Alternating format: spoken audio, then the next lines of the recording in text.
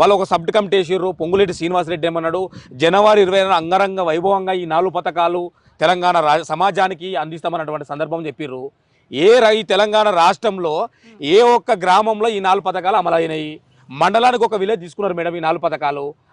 ఆ గ్రామాల్లో కూడా మండలానికి ఒక గ్రామం తీసుకున్నటువంటి గ్రామంలో కూడా 100% ఈ పథకాలు అమలు చేయలేదు.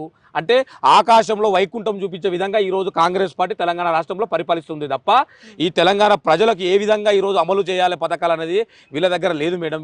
ఫస్ట్ ఆఫ్ ఆల్ వీళ్ళకి చిత్తశుద్ధి లేదు. ఈ 4 పథకాలు కావచ్చు, రుణమాఫీ కావచ్చు, వీళ్ళు ఎకరము తులం బంగారం కావచ్చు, ఒక్కటంటే ఒకటి అమలైందా మేడం? ఒక బస్సు తప్ప.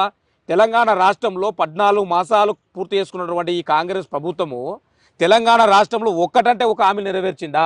అంటే ఏదో రకంగా మభ్యపెట్టి ఈరోజు ఎస్సీ వర్గీకరణ అని, బీసీ కులగణన అని చెప్పి ఎంతసేపు ఎస్సీ ఎస్టీ బీసీలను అనగదొక్కే క్రమంలోనే ఈరోజు కాంగ్రెస్ పార్టీ కంకణబద్దులైంది తప్ప ఈరోజు ఈ వర్గాలకు ఏదో చేయాలి, ఈ వర్గాలకు మరి న్యాయం చేయాలని కాంగ్రెస్